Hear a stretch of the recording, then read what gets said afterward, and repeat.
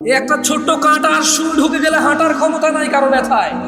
এত দুর্বল মানুষকে কে সোজা সাবলীল করে হাঁটায়? তাহলে ইবাদত কার হবে? উনি সালাতে ডাকলে ঘুমায় থাকার ক্ষমতা ওনার বান্দাদের আছে। যারা ঘুমিয়ে থাকে তারা কি কৃতজ্ঞ নাকি অকৃতজ্ঞ? আল্লাহ সুবহানাহু ওয়া তাআলা কোরআনুল কারীমে বলছে, ইয়াউমা লা ইয়ানফাউ মালুন ওয়ালা বানুন, যেদিন ধন সম্পদ সন্তান সন্ততি কাজে আসবে না, ইল্লা মান আতাল্লাহা বিকলবিন সালিম, সেদিন শুধু উপকৃত হবে বিশুদ্ধ অন্তঃকরণ নিয়ে যে আল্লাহর কাছে যাবে। সিগারেটখোর, মদখোর, জুয়ারি, নেশারি, মারামারি করা লোক, দুর্নীতিবাজ, ঘুষখোর, সুদখোর, মিথ্যাবাদী, মিথ্যুক, নাচ গান করনেওয়ালা, এদের হৃদয় বিশুদ্ধ? নাকি 5 ওয়াক্ত সালাত আদায়কারী, সদা সত্যবাদী, আল্লাহ ভীরু, এদের হৃদয় বিশুদ্ধ? কার? যে জুমার দিন সর্বশ্রেষ্ঠ দিনকে কেন্দ্র করে শেভ করে, তার হৃদয় বিশুদ্ধ না? এদেশে শেভের দিন কোন দিন বলতে পারেন? এদেশে শেভের দিন কোন দিন বলতে পারেন? বিয়ের দিন শুক্রবার, শেভের দিন শুক্রবার। এই দেশে সিনেমা নাটক রিলিজ হয় কোন দিনে বলতে পারেন? কেন? সবার বন্ধ সময় আছে সিনেমা দেখবে, এই জন্য শুক্রবারে সিনেমা নাটক বের হয় এদেশে। রমাদানের পর ঈদ আসে, ইবাদাহ, কুরবানি আসে, ইবাদাহ। ওরা জেনে গেছে, ইহুদি নাসারারা, মুনাফিকদের অনুসারীরা জেনে গেছে এখানকার মুসলিমরা আল্লাহর পক্ষ থেকে দেওয়া আনন্দ, ঈদের আনন্দ, আল্লাহর ইবাদত সৎ পথে না থেকে সিনেমা নাটকে মজে উঠবে, মেতে উঠবে। তাই ওরা ঈদ কুরবানি কেন্দ্র করে ওরা সিনেমা নাটক বানায়।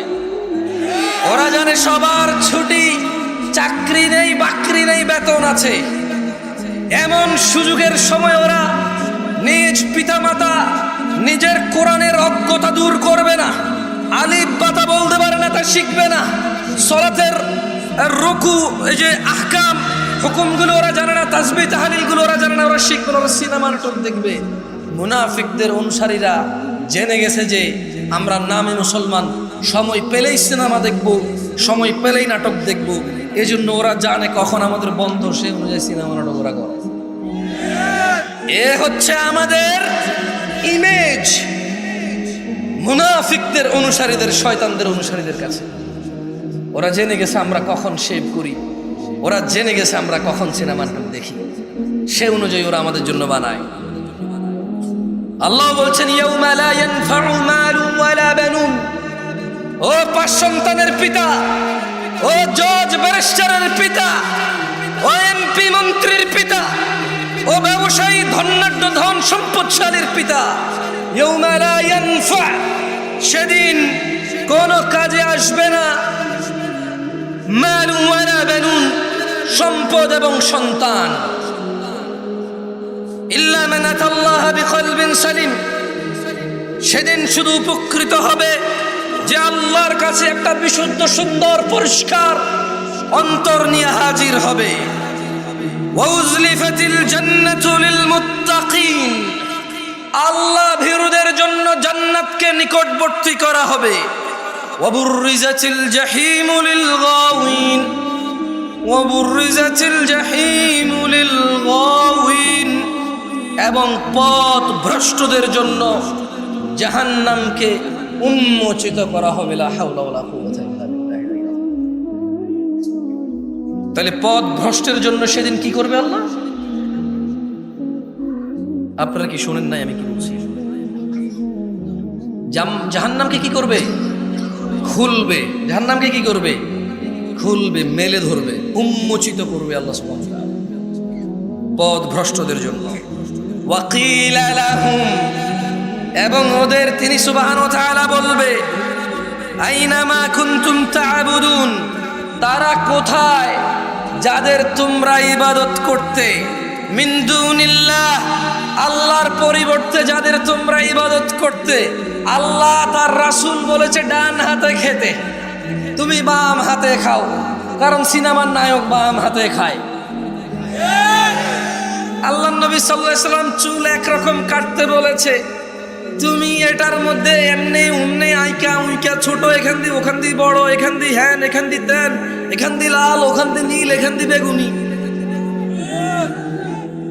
কেন তোমাকে রোনালদো রিভালদো বলছে?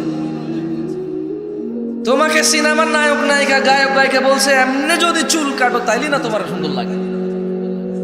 তিনি সাল্লাল্লাহু আলাইহি ওয়াসাল্লাম বলেছে ওয়াগফিরুল্লাহ, ও আমার উম্মতরা, দাড়িকে মাফ করে দাও, ক্ষমা করে দাও দাড়িকে। ওয়াফুল্লাহ, দাড়িকে লটকাও, যতটুকু ঝুলে ঝুলাও এটাকে।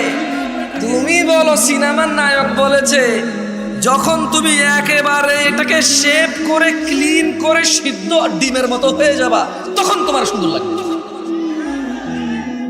ভাই তোমার কেমন লাগে জানি না, আমি ব্যঙ্গ করে বলছি না। বহু মানুষ দেখছি দাঁড়িয়ে আছে, এরপরে শেপ করার পরে মনে হয় যেন ডিম ছুলে ফেলছে, আলু ছুলে ফেলছে, এরকম লাগে। আমি ব্যঙ্গ করে বলছি না, বললাম আমার এরকম লাগে আর কি। আমার হয়তো এটা আমার প্রবলেম, হয়তো আমার হীন মন মানসিকতা, হয়তো আমার ছোট নিচ মন মানসিকতা। আমি আন্তরিকভাবে ক্ষমা চাচ্ছি আমার এই নিচ মন মানসিকতার জন্য, তবে আমার এমনই মনে হয়। দেখি তোমার কাছে মনে হয় এখন লাভ দিলে 10 হাত উপর উঠে যাবার, শেপ করছো, ক্ষমতা বেড়ে গেছে। যে মেয়েরে প্রপোজাল করবা সে মেয়ে আর ফিরাইতে পারবে না। যেখানে চাকরির জন্য সিভি ড্রপ করবা এখন চাকরি হয়ে যাবে তোমার। এখন যদি তুমি কারোর সাথে ঘুষাঘুষি মারামারি লেগে যাও তোমার শক্তি বেড়ে যাবে, তুমি জিতে যাবা। দাড়ি কাটছো এই জন্য, আমার এরকম মনে হয় না। আমার কাছে তোমার সিদ্ধ ডিমের মতো লাগে। আপনি নিজে তো শেভ করেন, ঠিক ঠিক করছেন। আপনার কাছে কি মনে হয় আপনি ঠিক বেটিক হবে এই জায়গায়? আমি একবারও জিজ্ঞেস করছি ঠিক কিনা, একবারও জিজ্ঞেস করছি। আমি যা বলি তার যদি সত্যায়ন আপনি করতে হয় তাহলে আমি কি এখানে পরীক্ষা দিতে আসছি? মানে আমি বলবো ঠিক কিনা, আপনি বলবেন ঠিক, তারপরে ঠিক হবে, তাহলে আমি কি এখানে আমাকে আনছে কেন? আমাকে আনছে জেনে বুঝে বলার জন্য। এবার যদি আমার বলাই ভুল হয় আপনি সংশোধন করে দেবেন। আমি আপনাকে ঠিক বেঠিক জিজ্ঞেস করবো কেন? আমি পাগল যে আপনারা বলবো ঠিক, আপনি ঠিক বললে আমার গা গরম হয়ে যাবে। ও আল্লাহ, কত মানুষ ঠিক বলে। হ্যাঁ, এভাবে ঠিক ব্যাঠিক হয় না ভাই। এই পুরো পৃথিবীর সব মানুষ যদি কোনো একটা ঠিককে ব্যাঠিক বলে এটা ঠিক থেকে যাবে। এই পুরো পৃথিবীর সব মানুষ যদি একটা ব্যাঠিককে ঠিক বলে এটা ব্যাঠিক থেকে যাবে।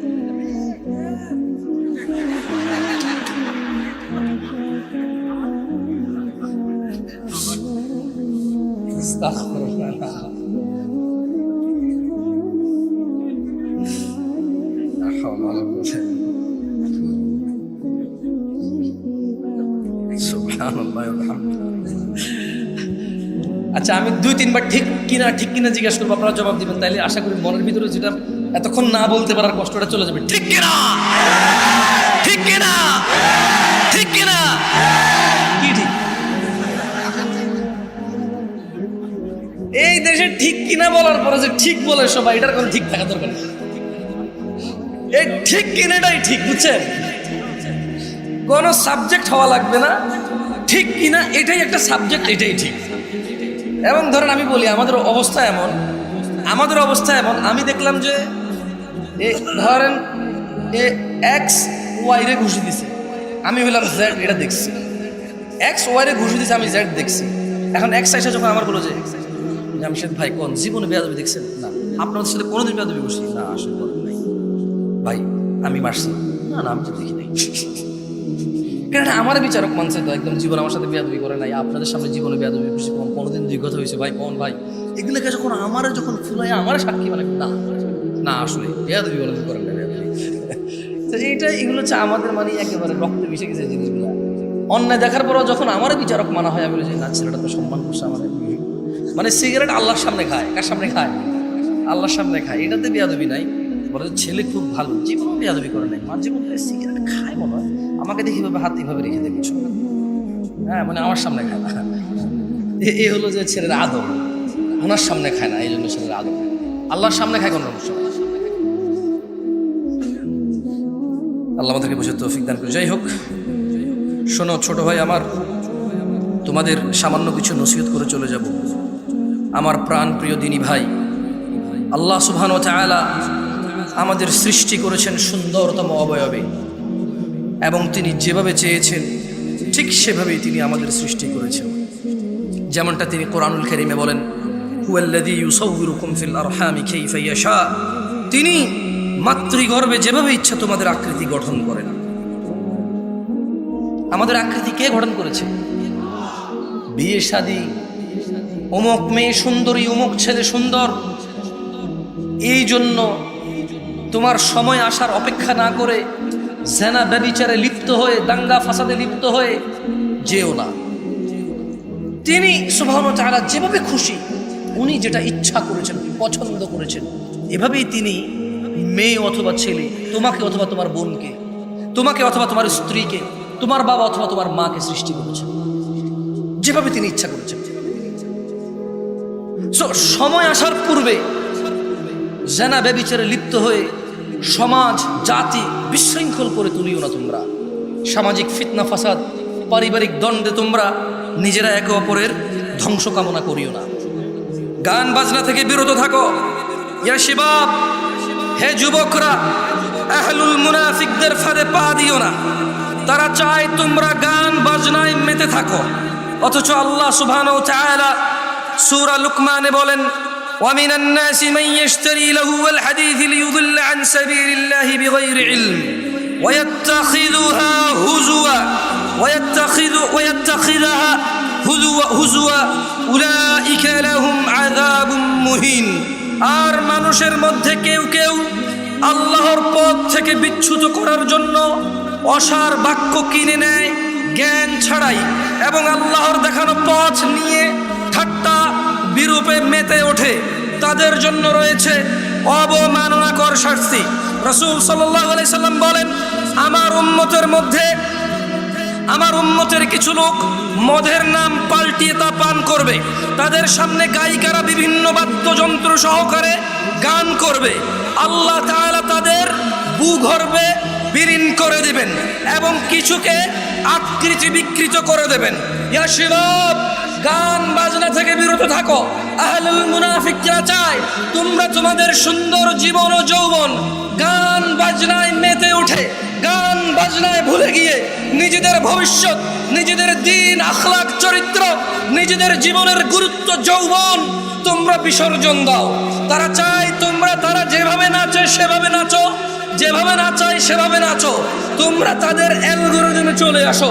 তারা আজকে এই গান, কালকে ওই গান, আজকে এই সিনেমা, কালকে ওই সিনেমা, পরশু অমুক সিনেমা চলে আসছে, আসতেছে, আসবে, বানাইছে, বানাবে, বানাতে পারে। তোমাদের একটা চক্রের ভিতরে তারা রেখে দিয়েছে। ইয়া শিবাব, হে যুবকরা, আহলুল মুনাফিকদের ফাঁদে পা দিও না। তার চেয়ে তারা চায় তোমরা নেশায় মত্ত হয়ে তোমরা তোমাদের জীবনটাকে জাহান্নামের দিকে ঠেলে দাও। তারা চায় তোমরা নেশায় মত্ত হয়ে, নেশায় নিজেকে উজাড় করে দিয়ে, উৎসর্গ করে দিয়ে তারা চায় তোমরা জাহান্নামের নিকটবর্তী হয়ে, জাহান্নামের গভীরে গহ্বরে তোমরা বিলীন হয়ে যাও। তারা চায় তোমরা শয়তানের ফাঁদে পা দাও, তোমরা আল্লাহ দ্রোহিতায় মেতে ওঠো। তারা চায় তোমরা নেশা করে আল্লাহ ও তার রাসূলের দ্রোহিতায় মেতে ওঠো। অথচ আল্লাহ সুবহানাহু ওয়া তাআলা চায় তোমরা সফল হও, সফলতার দিকে আসো। তিনি সুবহানাহু ওয়া তাআলা বলেন, ইয়া আইয়ুহাল্লাযীনা আমানু, হে তোমরা যারা ঈমান এনেছো। কারা কারা আমরা ঈমান এনেছি রবের প্রতি? তাকবীর! ঈমান এনেছি কারা কারা? কার প্রতি ঈমান আনছি? তিনি আরশের মালিক কে? বিচার দিবসের মালিক কে? জান্নাত জাহান্নামের মালিক কে? সুস্থতাকারী কে? রিজিক দাতা কে? আমরা ওনার প্রতি ঈমান আনছি। তিনি বলছেন, ইয়া আইয়ুহাল্লাযীনা আমানু। তাহলে আমাদেরকে বলছেন, যারা আমরা ঈমান আনছি সবাইকে বলে। যে বেঈমান, মুশরিক, কাফের, ওকে বলেনি। তিনি সুবহানাহু ওয়া তাআলা আমাকে, আপনাকে, আমাদের, আমরা যারা ঈমান এনেছি ওদেরকে বলছেন যে ইন্নামাল খামরু ওয়াল মাইসির ওয়াল আনসাবু ওয়াল আজলামু রিজসুম মিন আমালিশ শাইতান ইয়া আইয়ুহাল্লাযীনা আমানু ফাজতানিবু। হে তোমরা যারা ঈমান এনেছো, নিশ্চয়ই মদ, জুয়া, মূর্তি পূজার বেদীয় ভাগ্য নির্ণয় করা তো কেবল ঘৃণার বস্তু, শয়তানের কাজ। ফাজতানিবু, তোমরা এটা থেকে বিরত থাকো, তোমরা এটা বর্জন করো। ফাজতানিবু লাআল্লাকুম তুফলিহুন, মদ জুয়া এগুলো তোমরা বর্জন করো। লাআল্লাকুম তুফলিহুন, যাতে তোমরা সফল হও। মুনাফিকরা চায় মদ জুয়া, খেলাধুলা, হাসি তামাশায় আমরা আমাদের জীবনটাকে বিলিয়ে দেই, উৎসর্গ করে দেই। জাহান্নামের অধল নিচে আমরা নিজেদেরকে কি বলে এটাকে, মানে মানে আমরা জাহান্নামের নিম্ন পর্যায়ে পৌঁছে যাই। এটা হচ্ছে মুনাফিকদের চাই। গান বাজনা, নেশা, জুয়া এগুলো দিয়ে আমাদের কি করবে? মোবাইলে জুয়া খেলা যায় কিনা? এখন খেলা তোমরা কেউ কে হ্যাঁ বলছো? আপনি কিছু বলবেন? ঠিক আছে। রাসূল সাল্লাল্লাহু আলাইহি সাল্লাম বলেছেন, আমার উম্মতের মধ্যে এমন অনেক সম্প্রদায় হবে। কি হবে? একটু আমার সাথে বলিয়েন।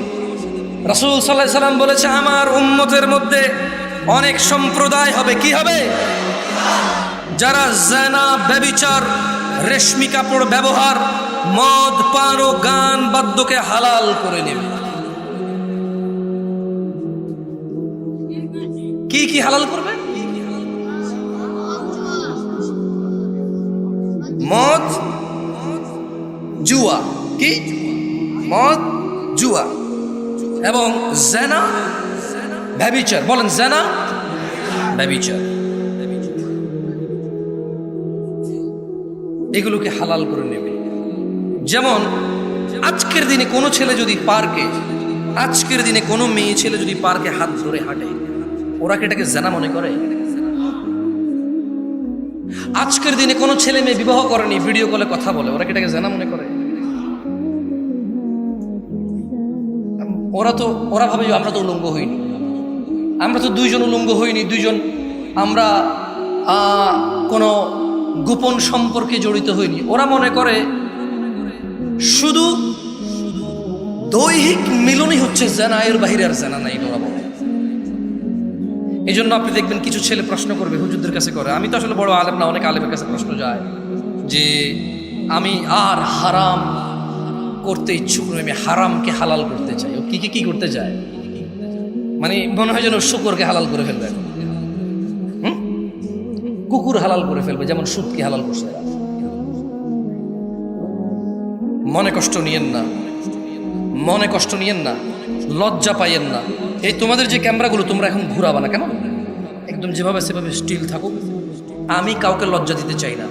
যাদের হাতে মোবাইল আছে বন্ধ করে দাও, 2 মিনিটের জন্য আবার তোমরা চালু করে আমি একটা পরীক্ষা নেব। যাদের হাতে মোবাইল আছে তোমরা বন্ধ করে দাও। যেগুলো চলতেছে এগুলো তো কাউকে দেখা যাচ্ছে না। আমি যে প্রশ্ন করবো, স্টেজের আশেপাশে আপনারা কেউ হাত তুলিয়েন না, কেমন? কারণ ওই ক্যামেরায় চলে আসবে তো। আমি চাই না আমার কোনো মুসলমান ভাইকে আমি অপমান করি, আমি চাই না। আমি চাই না ওর সম্মান নিলামে উঠে যাক, ফেসবুক উঠে যাক, ইউটিউব উঠে যাক, আমি চাই না। আমি চাই ইসলাহ, সংশোধন। আমি কি চাই? সংশোধন। আমি একটা প্রশ্ন করব, আপনারা সত্যি জবাব দিবেন আমাকে, কথা দেন। লজ্জার কিছু নেই, কেউ কারো দিকে তাকাবেন না, কেমন? এখন আমি আপনাদের একটা প্রশ্ন করব, আপনারা জবাব দিন, এবং কেউ কারো দিকে তাকায়েন না। এটা দুষ্টামের কিছু না, এটা আফসোসের কিছু, এটা লজ্জাস্কর কিছু। এটা মানে মাথা নত হয়ে নাকে খত দেওয়ার চাইতে বেশি লজ্জাস্কর কিছু আমি জিজ্ঞেস করবো। এটা আফসোস, আফসোসের কিছু, হাসি তামাশার কিছু হবে না।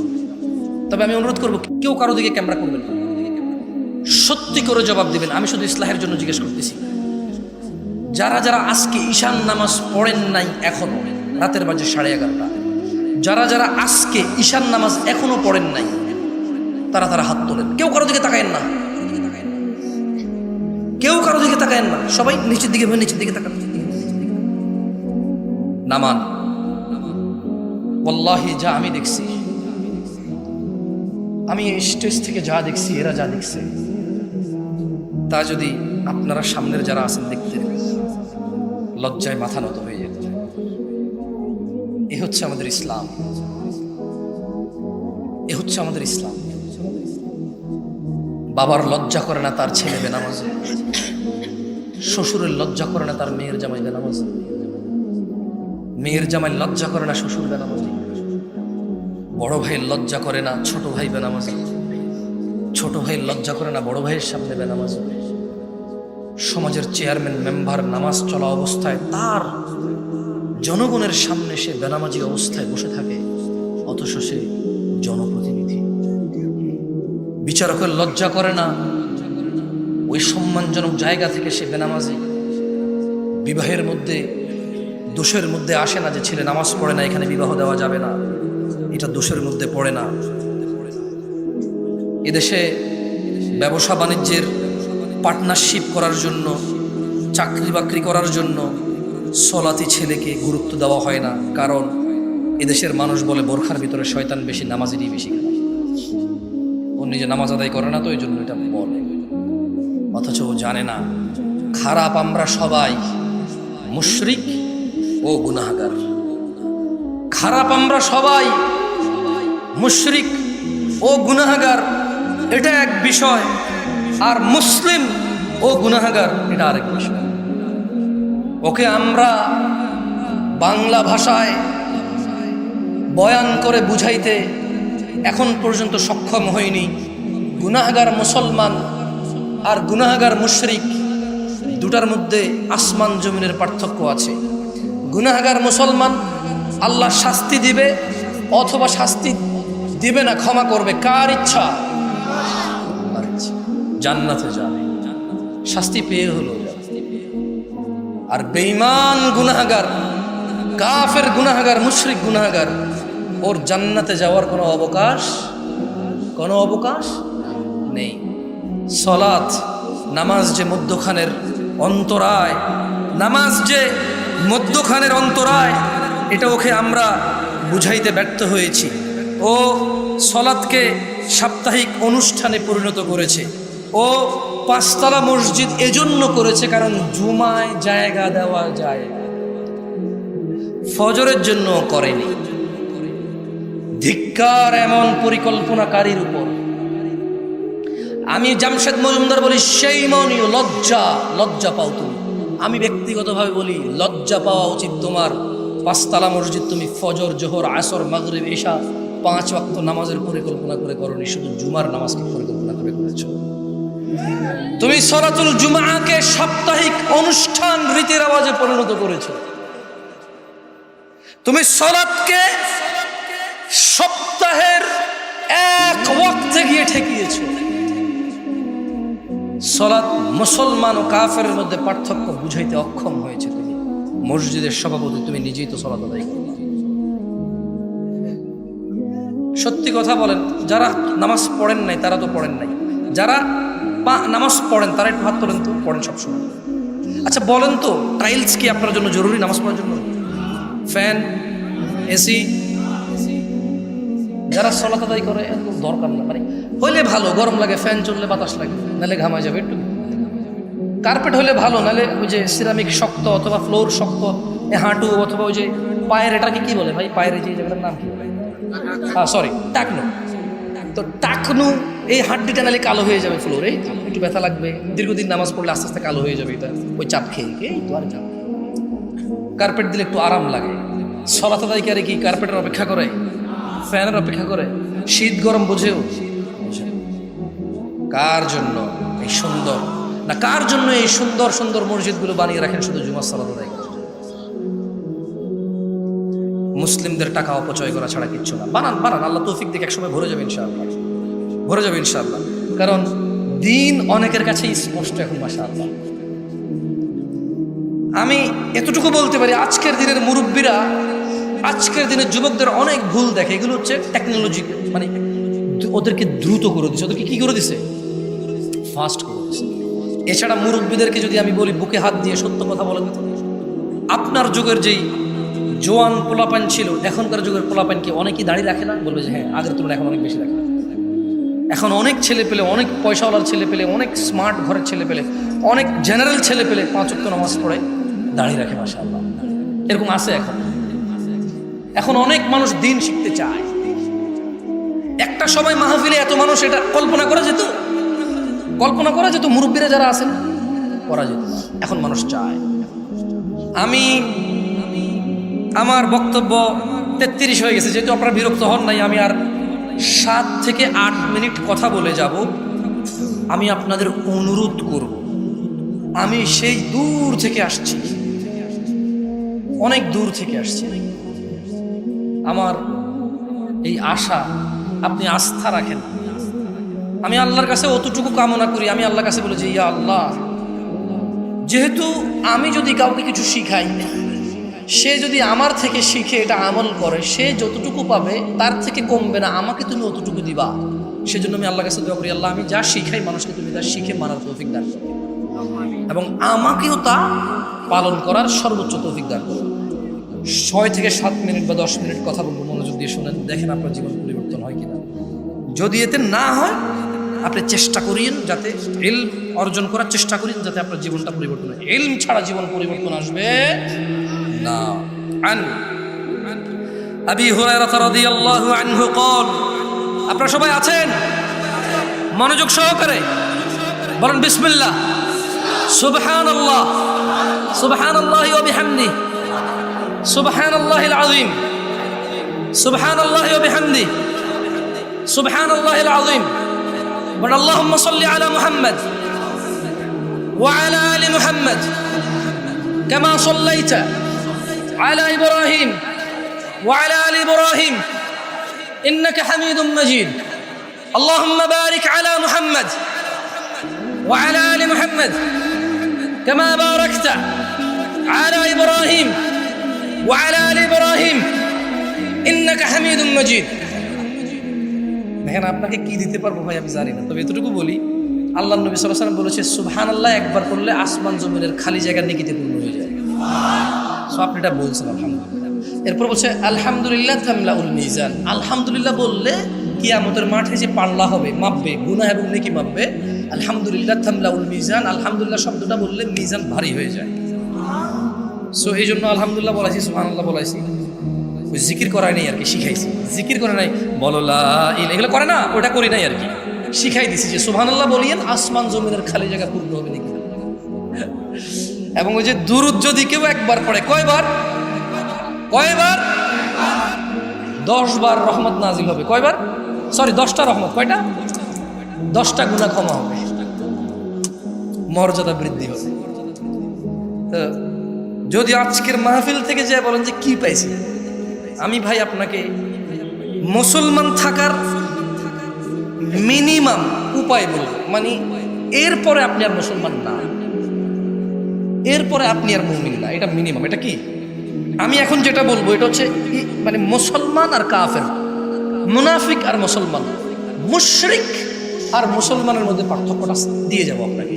এবার আপনি সিদ্ধান্ত নেবেন, আপনি কি মুসলমান হয়ে থাকবেন, মুমিন হয়ে থাকবেন, মুত্তাকি হয়ে থাকবেন, নাকি কাফের, মুনাফিক, মুশরিক হয়ে পৃথিবী থেকে বিদায় নেবেন। সিদ্ধান্ত কার? আপনাদের। যাই হোক, আন আবি হুরায়রা রাদিয়াল্লাহু আনহু, আবু হুরায়রা রাদিয়াল্লাহু আনহু থেকে বর্ণিত, তিনি বলেন রাসূল সাল্লাল্লাহু আলাইহি সাল্লাম বলেছেন, আমার সাথে একটু বলেন তো, কুল্লু উম্মতি ইয়াদখুলুনাল জান্নাহ। মুখ কি শক্ত হয়ে যাচ্ছে? বলেন আমার সাথে, কুল্লু উম্মতি ইয়াদখুলুনাল জান্নাহ, আমার সমস্ত উম্মত জান্নাতে যাবে। কে বলেছে? রাসূলুল্লাহ। কে বলেছে? সাল্লাল্লাহু আলাইহি ওয়াসাল্লাম। তিনি বলেছেন ইল্লা মান আবা, শুধু আবা জান্নাতে যাবে না।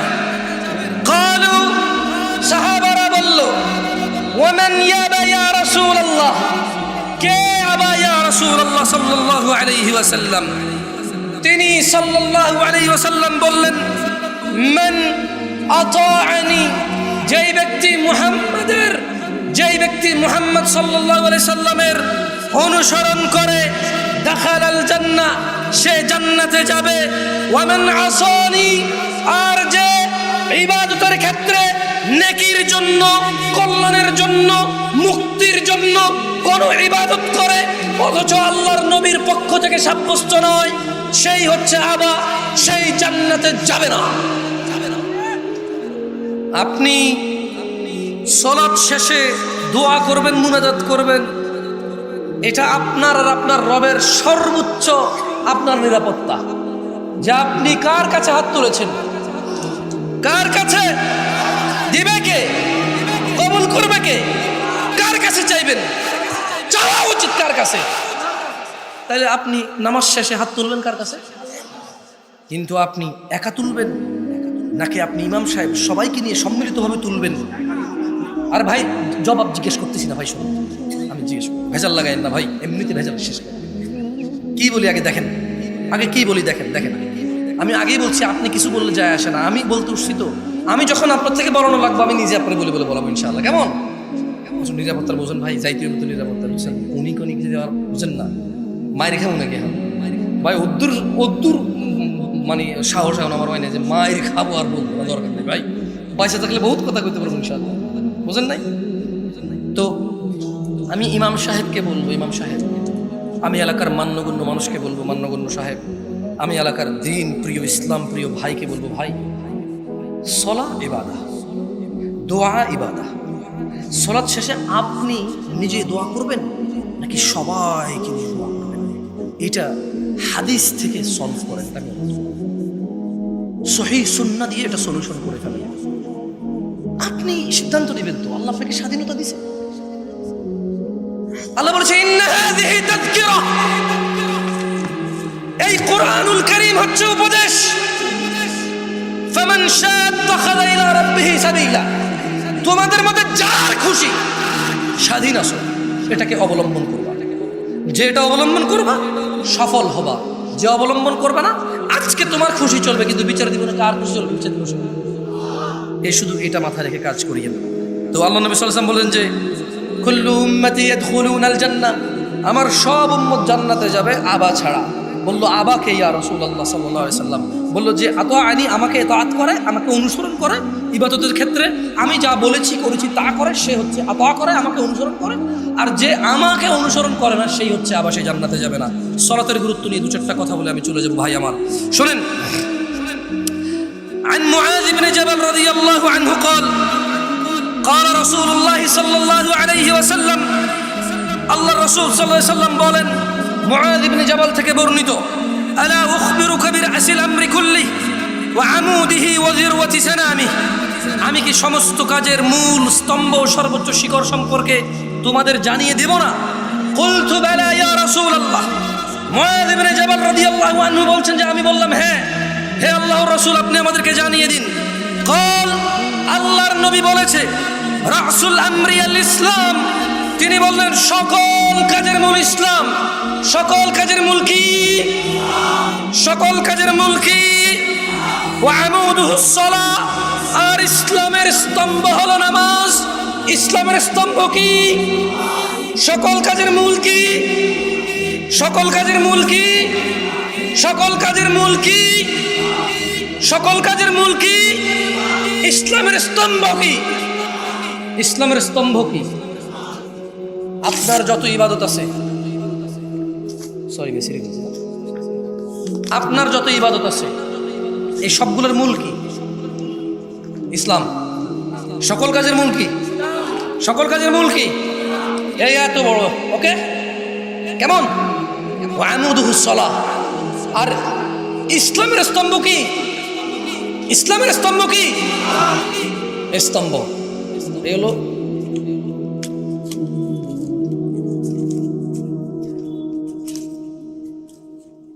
এটা কি আমি ধরে রাখা লাগতেছে? এই খুঁটি ওকে ধরছে কিনা? এই খুঁটি ওকে ধরছে কিনা? এখন এই খুঁটি পড়ে গেছে, আছে আর? আমার সাথে বলেন মুআয ইবনে জাবাল, বলেন মুআয ইবনে জাবাল, সবাই বলেন, সবাই বলেন মুআয ইবনে জাবাল রাদিয়াল্লাহু আনহু থেকে বর্ণিত। তিনি বলেন আল্লাহর নবী সাল্লাল্লাহু আলাইহি সাল্লাম বললেন, আমি কি তোমাদের সমস্ত কাজের মূল স্তম্ভ ও সর্বোচ্চ শিখর সম্পর্কে জানিয়ে দিব? মুআয ইবনে জাবাল বললেন, হ্যাঁ ইয়া রাসূলুল্লাহ, আপনি জানিয়ে দেন। তিনি সাল্লাল্লাহু আলাইহি ওয়াসাল্লাম বললেন, সকল কাজের মূল ইসলাম। সকল কাজের মূল কি? ইসলামের খুঁটি কি? যার সলানে তার ইসলাম আছে, খুঁটিবিহীন ছাদ না? বাহ বাহ, সবকিছুকে আসমান মনে করেন না? সবকিছুকে আসমান মনে করেন। আপনি নিজেকে আসমান মনে করেন যে আপনার খুঁটি লাগবে না। আপনি কি আসমান? আপনি আসমান, আপনি মানুষ। আপনি কি মানুষ? আপনি মুসলমান হইতে হলে খুঁটি লাগবে। ইসলামের খুঁটি কি? সলা। আল্লাহ সুবহানাহু ওয়া তাআলা আমাদেরকে বুঝার তৌফিক দান করুন। দেখেন, আমি একটা হাদিস, আরো একটা হাদিস আপনাকে পড়ে শোনাই। এটা হচ্ছে আন আব্দুল্লাহ ইবনে মাসউদ রাদিয়াল্লাহু আনহু قال, মানে আব্দুল্লাহ ইবনে মাসউদ থেকে বর্ণিত, তিনি বলেন যে সাআলতু নবী সাল্লাল্লাহু আলাইহি ওয়াসাল্লাম, আমি আল্লাহ নবী সাল্লাল্লাহু আলাইহি ওয়াসাল্লামকে জিজ্ঞাসা করলাম, আইয়ুল আমালি আহাব্বু ইলাল্লাহ, আল্লাহর কাছে কোন কাজটি সর্বপ্রিয়?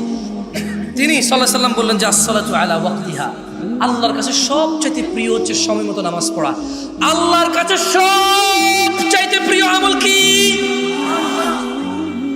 সময় মতো নামাজ পড়া। বলেন আসসালাতু, জোরে, আসসালাতু আলা ওয়াক্তিহা।